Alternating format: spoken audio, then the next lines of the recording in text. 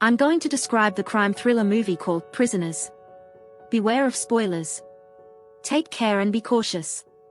Calla Dover, his wife Grace, their son Ralph and daughter Anna walked to a neighbor's house for Thanksgiving dinner with their friends the Birches. The families are having a good time together. As everyone sets up for Thanksgiving dinner, Anna wants to go play outside with Joy. Calla suggests asking her brother Ralph to accompany them, and they go out. Outside, Anna and Joy begin to jump on the old RV parked in front of their house, but are pulled away by Ralph and Eliza. When they realize someone is inside, they go back to the Birch house.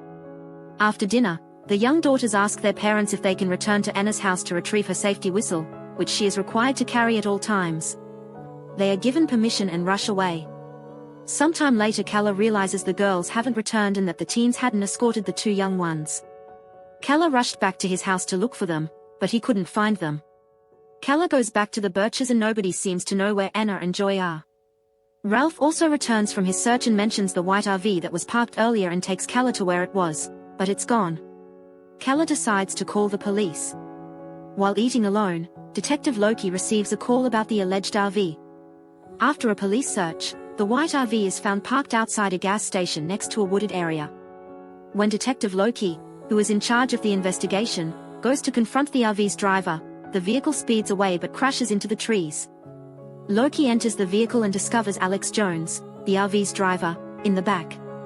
In an effort to find the girls, Alex is carried outside, but he remains silent. Then, Alex is taken into custody.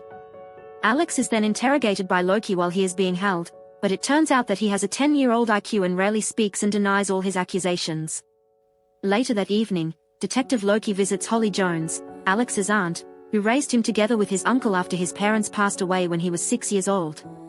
After a domestic argument with his aunt, Alex's uncle departed the house a few years ago. Alex does not have a lot of possessions and sleeps in the RV most of the time. Loki gets the report that the RV contains no forensic evidence that the girls were forced into or struggled inside the RV, and Alex's low intelligence means he couldn't have covered up such evidence. At night, the missing girls' parents with many volunteers search the woods calling for the girls. The next day Detective Loki comes to the Birch house and gets better pictures of their daughter, then goes over to the Drovers' house. At the Dovers, Loki asks Grace if there was a reason the girls ran away. Grace is in tears and says the girls were happy. Loki states he will find the girls and is interrupted as Calla joins them. Who seems sure it must be the RV driver. Loki informs Calla that no evidence against Alex has been discovered, and Calla, stunned, starts to wonder how this is possible. Due to his low IQ, polygraph tests on him are inconclusive, and he repeatedly denies ever seeing the girls. Loki tries to calm Calla down, but he becomes increasingly frustrated. Loki assures Calla that the cops are considering all possibilities and that he will do his job. Alex will be released in 2 days as there is no evidence the police can use to convict him. The senior officer declines Loki's request to keep Alex in custody for an extended period of time and requests to gather further evidence. Loki makes multiple stops through the day and night, and makes a final stop at Father Patrick Dunn's residence. Loki sees Father Dunn unconscious inside and proceeds to look around the home. Loki discovers a secret basement and enters to investigate. He finds some statues and then locates a body tied to a chair. He wakes up Father Dunn and presses him for information about the body. Father Dunn claims he had no idea who the man was, but in confession, the man admitted to killing 16 children and having a marital dispute. Father Dunn admits to convincing the man to come to his house, where he murdered him to save the children, and is arrested for murder. The next day, the search over the river and through the woods goes on and Calla gets a call from Grace letting him know Alex is being released. Reporters surround Alex as soon as he is let out. As Calla approaches, he assaults Alex for information. He notices Alex say, "They didn't cry until I left them." Calla believes Alex took the girls despite the fact that no one is close enough to hear it and Calla is dragged away. Calla wants Alex to make another arrest, but Captain O'Malley orders him to inform Loki of the new information. Captain O'Malley absolves Calla after issuing a warning. Later, Loki interviews Alex and Holly, asking if he said anything to Calla. He threatens Alex to send his aunt to jail if he's not telling the truth. Then he calls Calla and informs him that he is no longer considering Alex as a suspect. Grace, who only wants little Anna to return home, is then consoled by Calla. He gives her some medicine to help her relax after she demands that Calla make Anna return home. He tells his son to be brave and grown up and look after his mother, then leaves the house. He goes to Holly's home and waits inside his car until nightfall. He picks up a weapon and approaches Alex as he walks his dog and imprisons him in his father's old abandoned apartment house. The next morning, he takes Joy's father, Franklin Birch, to his old home where he holds Alex hostage. Franklin is shocked and says they should take Alex to the police. Calla claims that they must force him to speak or their daughters will be lost forever. Calla talks to Alex and gives him one last chance to confess. He then yells at Alex to confess what he knows. Franklin is horrified as Calla starts questioning. Meanwhile, back at the station, Detective Loki researches previous unsolved missing children's cases. One is Barry Milland, a boy missing since almost 26 years ago. In an interview, his mother can be seen playing and replaying a VHS tape of him just before his kidnapping. He then interviews Father Dunn again while he is still in custody. Dunn claims the man abducted children during the day and took more than one at a time. Loki believes the information is useless. The body has not been identified using DNA or missing person reports. Later that evening, Calla repeatedly beats Alex for information, who is now badly injured. Alex refuses to talk, but Calla is sure he knows something. Franklin attends a vigil for the missing girls and comforts his grieving family. Loki is nearby. Detective Loki notices a man acting suspicious. As he leaves, Loki follows him, then he starts running. Loki chases him to a house but loses in a chase. That evening, Birch watches the news about the new suspect. They show a sketch, and the next day, he goes to inform Calla and informs him that there is another possible man. Calla is confident that he and Alex are connected and sets out to discover the truth. Meanwhile, Loki informs Captain O'Malley that Alex did not return home from walking his dog a few nights ago. He wonders why Alex wasn't being watched and demands to know where everyone involved is. Loki watches the video of Alex's interview so he can find new information. He receives a call from a store clerk who recognizes the suspect and states that he comes in from time to time to examine children's mannequins and buy children's clothing. She promises to contact him if he returns to the store again. Meanwhile, Franklin, who is feeling guilty about what they did, tells his wife Nancy and takes her to see Alex. Nancy begs Alex to help her find her daughter, unties him, but then Alex attacks her and tries to escape. Calla grabs him and ties him again. Calla then shows Franklin and Nancy his new way of getting information from Alex. Franklin claims Calla doesn't even truly know that Alex is the culprit and this has to stop, but does nothing when Nancy tells him to think about their kids.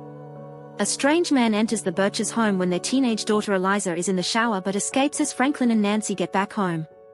When the hooded man eventually entered the Calla's home, Grace heard a noise and jumped out of bed. Because the window is open, she assumes Anna has returned. Ralph goes to calm her down. Detective Loki arrives and writes down her statement of someone coming in through the window. Then Grace takes him to Calla's well-organized workshop in the basement. Loki notices a bag of lye and asks Grace where Calla is. She replies that he is out looking for their daughter. The next day, he follows Calla around town to his abandoned house. When Calla notices Loki, he leaves the apartment and goes to a nearby liquor store. He then approaches with a bottle and asks why he is being followed. Loki asks him where he was going. He says he knows that Calla hasn't been helping the police like he told Grace. Loki informs Calla that Alex is missing and Calla claims Alex left town because he's guilty. Calla loses his cool, demanding Loki to stop following him and go find his missing daughter. Loki urges Dover to take care of himself and his wife. Calla walks home and goes to sleep. He hallucinates seeing Anna again. He asks who did this to her, but he awakens before getting a response. The following day, Calla tortures Alex by turning on and off the shower's hot and cold water. Alex tries to talk, but he just wants to hear where the girls are. Calla bows to pray. At the same time, Loki comes to the house and enters the ground floor. He finds Calla sleeping on the floor as he pretends to sleep. Calla gives the policeman a short tour of his building, but Loki gets a call from the store clerk. The suspect has been spotted. The clerk tells Loki the license plate number, and he leaves quickly. Loki finds Taylor Brad, the main suspect, at his home and asks why he ran away from him. Brad tries to escape again but is captured and handcuffed. Loki begins searching the house while calling for backup. He breaks into a room and finds a bunch of crates. The walls are covered in drawings of intricate mazes. He opens a crate and discovers some dangerous snakes covered in bloody clothing. He repeats the process for the others, with the same results. He discovers a book full of mazes in the final crate. He quickly takes it and leaves. At the police station, Birches identify some clothes belonging to their children. Kala recognizes one of Anna's socks and begins to cry. He blames Loki for wasting time and not saving his daughter. Back at home, Ralph asks his father the truth about his sister. Kala insists it isn't true and advises him not to tell Grace, then storms off in a rage. Meanwhile, Taylor is weeping while handcuffed in the interrogation room and draws a maze. Loki has been watching Brad explore the mazes Loki had discovered. Loki enters the room and inquires as to what Brad is drawing. During questioning, he loses control and beats Taylor soon after other officers rush in. Taylor manages to take one of the officers' guns from his belt and kills himself. Back at the abandoned house, Kala prays for forgiveness and admits to Alex that he has no idea what to do anymore but believes Alex still knows something. Alex says he will find the girls in the maze. Kala keeps asking where the maze is, but to no avail. Kala visits Holly's house to apologize for his attack on Alex at the police station. She invites him in and tells Dover that her son died of cancer and expresses her condolences. Kala claims to have dreams about Anna in a maze. Holly also mentions her husband's collection of snakes. Dover's attention is drawn to a newspaper headline reporting Taylor's suicide. Elsewhere, Captain O'Malley tries to console Loki about not being able to solve the case in time. Loki becomes extremely frustrated and breaks down. Loki goes to his workstation in a rage. In a pile of photos, he notices a picture of a maze similar to the one Taylor was drawing. Back at Taylor's house, another cop informs him that most of the evidence is false, the mazes are just book copies, and the blood on the children's clothes is pig's blood. Taylor is now thought to be a fake killer, and Loki insists there is a link and wonders how Taylor got Anna and Joy's clothes. He returns quickly to the Drovers' home and discovers proof that Taylor stole Anna's socks from there. Grace receives a call, and as Kala approaches the home, she rushes outside to report that Joy has been found, but not Anna. They rush to the hospital. Kala attempts to question the young girl. Joy claims that Kala was present where they were taken in her drugged state. Kala flees, as Loki pursues him in the hospital and then outside in a car chase. Loki loses Kala, but heads towards Kala's apartment building and discovers the imprisoned Alex. Kala has gone to Holly's house with a tool belt and offers to help fix things around the house to apologize. Holly is friendly yet again and invites him in for tea. Once inside, he claims he knows the girls were at her home. Holly then points a gun at him, forces him to wear handcuffs, then orders him to drink a sedative in order to see his daughter. At gunpoint, she directs him to an old car outside. She reveals that she and her husband were religious until their son died of cancer when he was young. Holly and her husband decided to start a war on God by making children vanish without a trace in order to turn their parents into demons, as evidenced by what Kala had become. Holly also confesses that Alex never harmed Anna or Joy, but she decided to take them. She forces him into a hole in the ground after injuring him. He falls inside, injuring himself further. She says that she will reunite him with his daughter in the hole. She closes the lid and parks the vehicle over it once more. Meanwhile, Loki is instructed to inform Holly that Alex has been located by the police. Kala searches his dungeon with a tiny flashlight. He finds his daughter's whistle and prays for Anna's safety. As Loki knocks on Holly's door, she moves to the location where she has hidden Anna. When Loki first gets inside, he notices an old photograph of Holly's husband and their RV. He then detects activity within the house.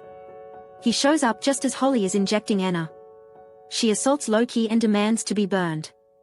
He stands his ground and departs, leaving Holly to save Anna. He is badly injured but speeds down the highway to get help and makes it to the hospital. The following morning, a wounded Loki reads the headline in the newspaper: Alex Jones, aka Barry Milland, has been reunited with his family. Grace visits together with Anna, Nancy, and Joy. Grace speaks to Loki and informs him that Kala has not gotten in touch with her. She then inquires as to whether Loki will track down Kala. She says she misses him. It seems Kala is still missing after being put in the hole. As Loki recovers from his injuries, he visits Holly's house again. The forensics division claims to have discovered some dead snakes, but the ground is frozen, so they depart for the night. Loki then hears a whistle. Please like and subscribe, it will greatly help our channel. Thanks for watching.